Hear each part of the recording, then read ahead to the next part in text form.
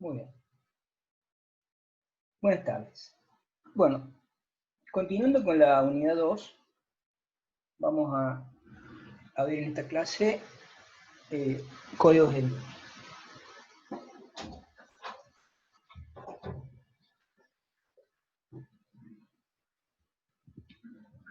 ¿Qué es un código de línea?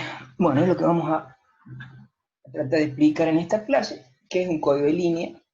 Vamos a graficar los distintos tipos de código de línea en la gráfica amplitud-tiempo y también, como hemos hecho hasta el momento, siempre las señales se estudian tanto en el ámbito del tiempo como en la frecuencia.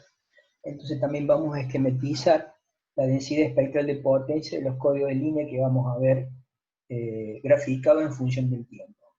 Vamos a describir también ventajas y desventajas de cada uno, o sea, por qué existen tantos, ¿cierto? Cuáles son las propiedades que tiene cada uno, los por qué existen o se han desarrollado, se han diseñado de distintos tipos. Y explicar en última instancia la ventaja que tienen los códigos de bloque. Bueno, en la última clase hemos visto que el mensaje, que es lo que la fuente de información quiere transmitir, podía ser naturaleza continua o discreta, y que el transmisor, una de las funciones que tenía principales, era las de tomar el mensaje y generar una señal para transmitirla por el canal de comunicaciones. En este caso, lo que la transformación, digamos, que que va a realizar el transmisor, en realidad, vamos a tomar la salida de una fuente de información discreta, esto es ceros o unos, por ejemplo, lo que habíamos visto en la clase pasada, que era la finalización del proceso de PCM, y esos ceros y unos se van a transformar en una señal discreta o digital. Bien. Los datos binarios discretos de esa fuente, ¿cierto?, van a ser transmitidos por el canal de comunicaciones por una señal eléctrica que va a tener como ciertas características. En este caso, como las señales de tipo discreta o binaria, vamos a utilizar distintos tipos de pulsos. O sea, el pulso va a ser el elemento físico, ¿cierto?, que va a transmitir la información por el canal de comunicaciones digital. Recordemos que los pulsos están caracterizados por una amplitud y una duración, que hemos llamado tiempo de símbolo o tau. Un tipo de pulso elegido para representar la información digital es lo que denominamos código de línea. Dicha elección se realiza en base, como dijimos, a distintas características que puede presentar la señal al conformarse el pulso. O sea, de acuerdo al tipo de pulso que elijamos, sus relaciones respecto de tensiones y tiempos, ¿cierto?, va a tener determinadas características. Una cosa importante a destacar es que el espectro de frecuencia de estas señales, de estos pulsos, se extiende desde 0 hasta frecuencia del orden de los kilohertz, megahertz o gigahertz, en función de la rapidez, digamos, de cambio de la señal en función de la frecuencia. Por esa razón, estas señales que tienen componentes de frecuencia desde 0 hasta un máximo, se denominan señales de banda base. Bien, una cosa a destacar es lo siguiente.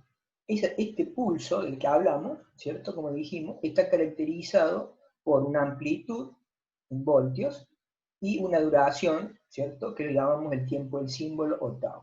¿Sí? Por otro lado, tenemos que distinguir, esto ya lo habíamos dicho en la unidad 1, la duración del bit, o el tiempo del bit, que es distinto del tiempo del pulso, y que esta duración del tiempo del bit, ¿cierto?, era fijada por el periodo reloj, ¿cierto?, o del clock, asociado a la generación del bit. ¿Sí? O sea, cada tantos segundos, milisegundos o microsegundos, dependiendo, ¿cierto?, de la frecuencia del reloj, ¿cierto?, se va a generar un bit. Bien, la clasificación de los códigos de línea, que se muestran en la siguiente diapositiva, se realizan en base a dos parámetros. Una es la relación del tiempo del símbolo con relación al tiempo del bit, y desde ese punto de vista, los códigos se pueden denominar como no retorno a cero, o NRZ, o retorno a cero, o RZ. ¿sí? En el inglés es el no return to zero o return to zero. Y la forma en que se emplean las amplitudes de tensión para codificar la señal digital. Esto es la forma que tenemos que decir cuántas tensiones vamos a utilizar para codificar los valores binarios de la señal. Vemos que hay códigos que utilizan una tensión positiva y cero, que es lo que llamamos códigos unarios. Después tenemos códigos binarios que utilizan dos tensiones, más A y menos A.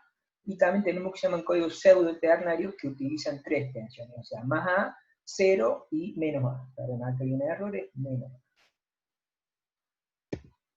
Bien. Bueno, en esta slide, ¿cierto? En esta diapositiva, podemos ver entonces en la parte superior la información de la fuente, los unos y los ceros, ¿cierto? En binario. En la segunda línea, como se verían, o como primitivamente en las primeras formas de digitalización fueron las cintas perforadas, ¿cierto? Entonces ahí se distinguía, podemos decir desde el punto de vista físico, entre si había un huequito o no había un huequito, ¿cierto? Entonces si había un huequito era un 1, lo que llamamos una marca, ¿sí? Acá, y si no había un huequito era un espacio, que es un 0. ¿Sí? Esto como para ver una representación física, que en este caso no es una tensión. Por otro lado, bueno, las dos que siguen, ¿cierto? Fíjense, son unipolar y polar NRZ, o sea, estas son tensiones de no retorno cero. ¿Por qué? Podemos verlo de dos puntos de vista. Porque el tiempo del símbolo es igual al tiempo del bit. O sea, el tiempo del bit, en este caso, ¿cierto? Es igual al tiempo del símbolo. El símbolo del pulso, digamos, ¿no? Eso por un lado. La otra es de no retorno cero porque la señal se mantiene en el nivel alto, por ejemplo, o el bajo, ¿cierto? Hasta tanto la señal, digamos, mientras dura el tiempo del símbolo. Por eso digamos que el tiempo del símbolo y el tiempo del bit son iguales. ¿Sí? Lo mismo para la señal polar. Fíjense, este se llama unipolar porque utiliza, como dijimos, dos tensiones, una cero y la otra positiva. El cero representa, los 0 voltios representan al cero lógico, y la tensión positiva A, en este caso representa al 1 lógico. En la señal polar, por otro lado, tenemos dos tensiones. El 0 se representa por una tensión negativa, menos A, y el 1 se representa por una tensión positiva, más A, que también el tiempo del bit es igual al tiempo del símbolo. Y como ven, tampoco la señal retorna a 0, sino hasta la finalización del tiempo del bit. Por otro lado, en la parte inferior, podemos ver, en la parte inferior, ¿cierto?, que tenemos señales unipolares y bipolares también, pero en este caso son RZ, o sea, retorno a 0. Como vemos acá, el tiempo del símbolo es igual a la mitad del tiempo del bit, o la otra forma que podemos verlo es que la señal, o sea, el valor de tensión del pulso, retorna a 0, ¿sí?, antes de que digamos, antes del tiempo del bit, o sea, retorna a 0, a nivel 0, antes del tiempo del bit. Y finalmente, tenemos la codificación Manchester, ¿cierto?, donde también vemos que sería una señal de retorno a 0, digamos, en el sentido, en este caso no que retorna a 0, sino que pasa por 0, pero lo que sí se cumple es que el tiempo del símbolo, ¿cierto?, es igual al tiempo del bit sobre 2, ¿sí?, en estos tres ejemplos, ¿sí? Vamos a ver que eso tiene incidencia respecto de, por ejemplo, el ancho de banda de la señal. Bien. ¿Cuáles son los objetivos de un código de línea? O sea, ¿qué diferencia, vamos a ver, qué diferencia hay entre los códigos de línea que acabamos de ver? ¿Qué características tienen? Bueno, lo que se le pide a un código de línea es que tenga ciertas características respecto a 4 características.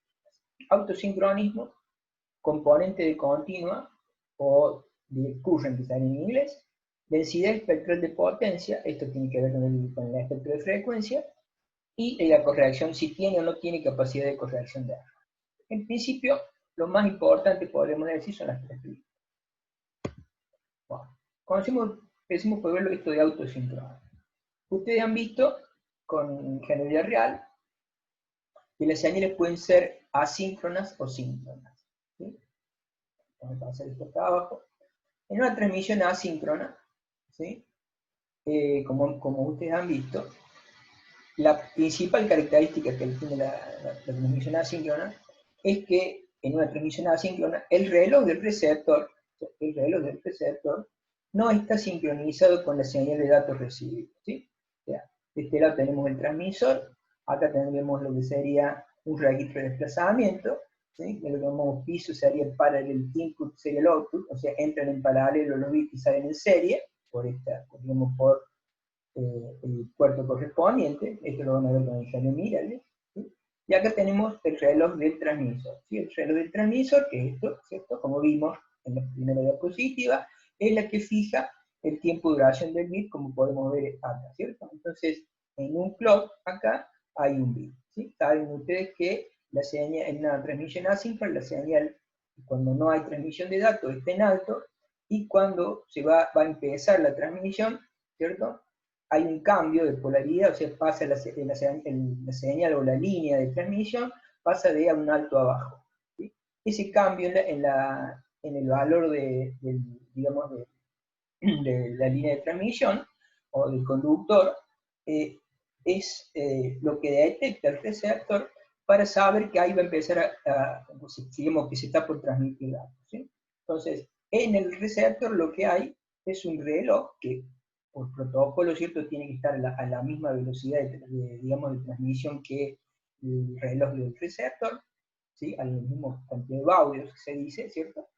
Y que, digamos, y hay un contador. En general, este receptor, digamos, el reloj del receptor, fíjense, es n veces el del transmisor, es como que es más rápido, lo que le permite, ¿cierto? Lo que le permite, como esto ya lo van a haber visto ustedes, ¿cierto?, detectar, ¿cierto?, o medir a la mitad del tiempo de duración del bit si lo que se va a recibir es un 1 o un 0, de acuerdo al protocolo especificado en la definición de los valores de tensión asociados a los valores lógicos, si son unos o ceros, ¿sí? Bien. Esto en cuanto a una transmisión asíncrona, ¿sí? O sea, en una transmisión asíncrona, el reloj del receptor no está sincronizado con la señal de datos recibida. En cambio, en una transmisión síncrona, ¿sí?, la característica de una transmisión síncrona es que el reloj del receptor está sincronizado con la señal de datos recibida, ¿sí? Entonces, ¿cómo se sincroniza? Bueno, acá ustedes nuevamente tienen que el transmisor tiene un clock, ¿sí? Acá tiene un clock. Ese clock, ¿cierto?, es el que va, digamos, a generar, o a partir de ese clock, como vimos, se generan los bits, ¿sí?, los símbolos, que son transmitidos al receptor.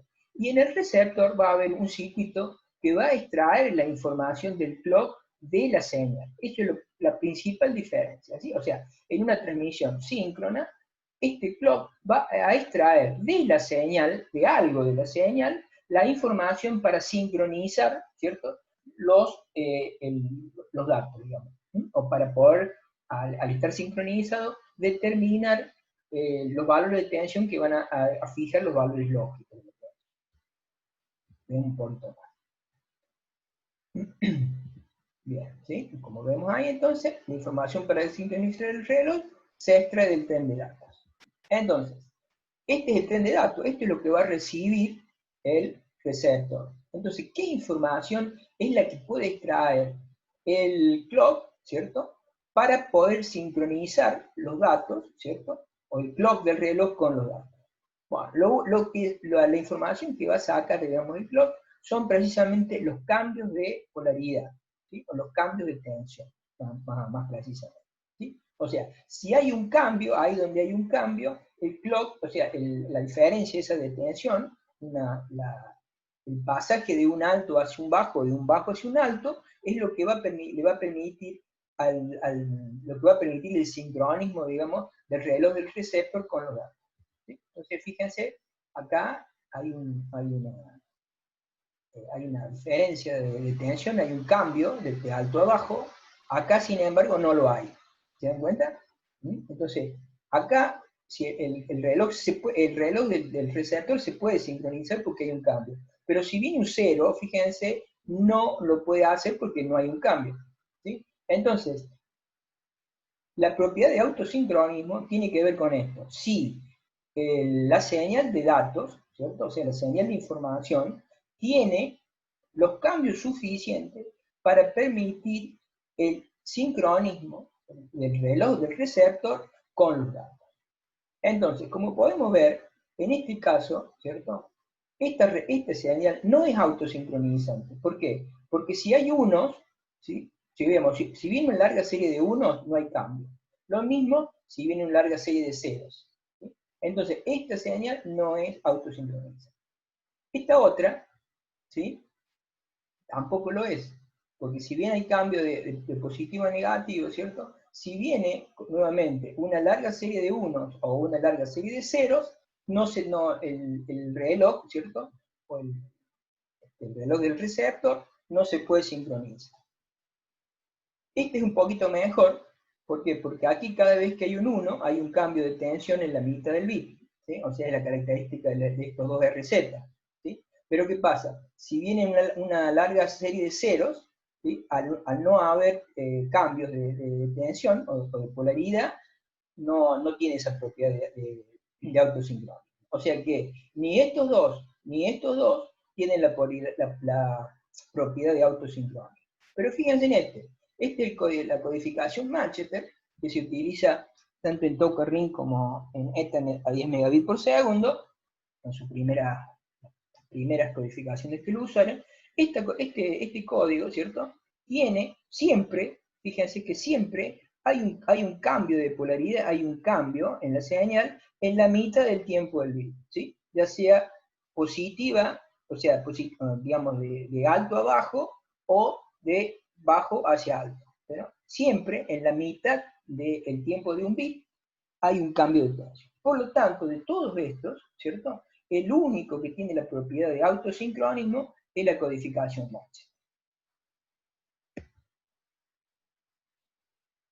Bueno, eso con respecto entonces a la característica de autosincronismo.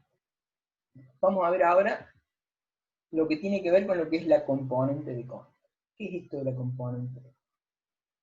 La componente de continua no es otra cosa que el valor medio de la señal. ¿Sí? ¿Se acuerdan ustedes en la serie de Fourier? Había un primer término que se llamaba A sub 0, que era igual a un promedio, a una integral en un periodo del valor de la función. Es, en última instancia, un valor promedio de la señal, en un tiempo determinado.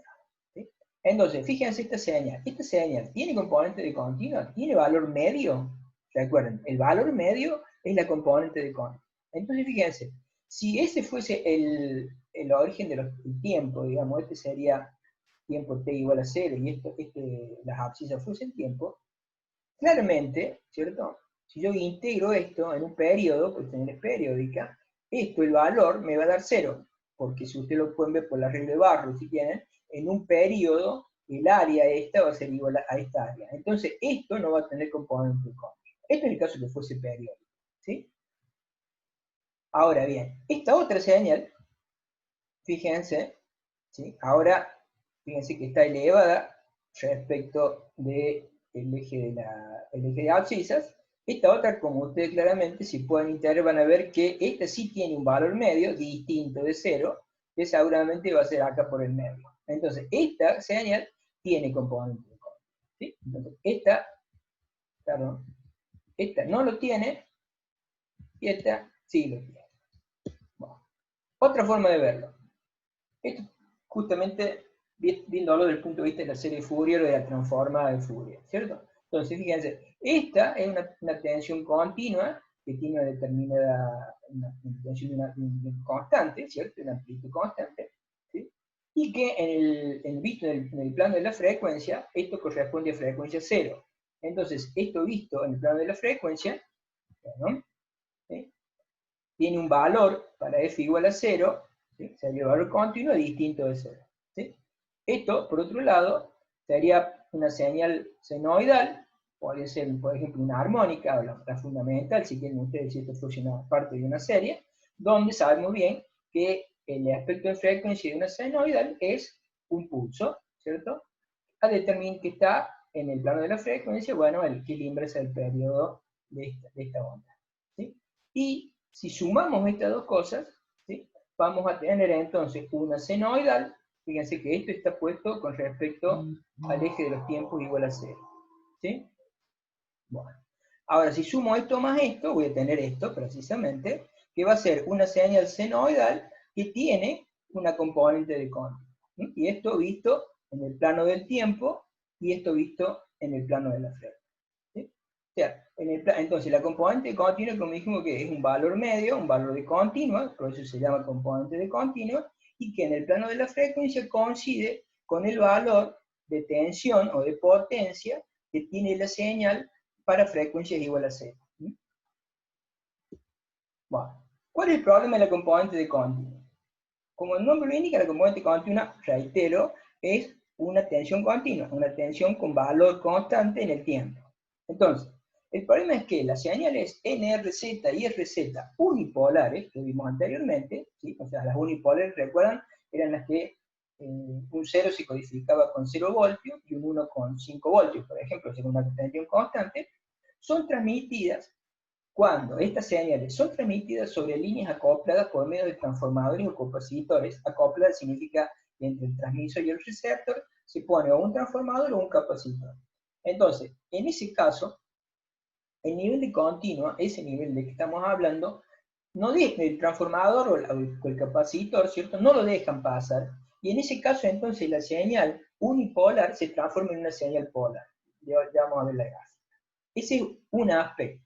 El otro aspecto es que si las líneas de transmisión entonces están acopladas por corriente alterna, se comportan como filtros pasaltos, no como pasabajos, sino como pasaltos. O sea, este deja pasar las altas frecuencias, pero no las bajas frecuencias. Que sería en este caso la componente de continua. O sea, con la componente de continua es frecuencia igual a 0. Esto quiere decir que si la señal se mantiene en un nivel constante por mucho tiempo, ¿cierto? Van a ver que la señal va decayendo con el tiempo, ¿cierto? Y va perdiendo justamente el nivel de referencia. ¿Sí?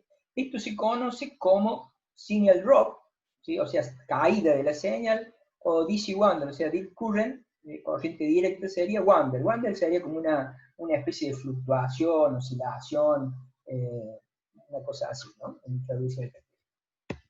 Bueno, por ejemplo, en este caso, ¿qué tengo acá? Yo tengo, como ven, un filtro pasalto. Fíjense, pareció el filtro pasabajo. El pasabajo tenía una resistencia acá y una capacidad acá.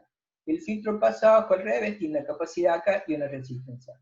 Entonces, ¿qué pasa? Fíjense, acá tengo una tensión continua. Cuando yo cierro esta llave, ¿sí? ¿Qué pasa? En este capacitor inicialmente está descargado. Entonces, toda la tensión aparece acá. Eso hace que, si yo lo veo en el tiempo, como una señal del tiempo, ¿sí?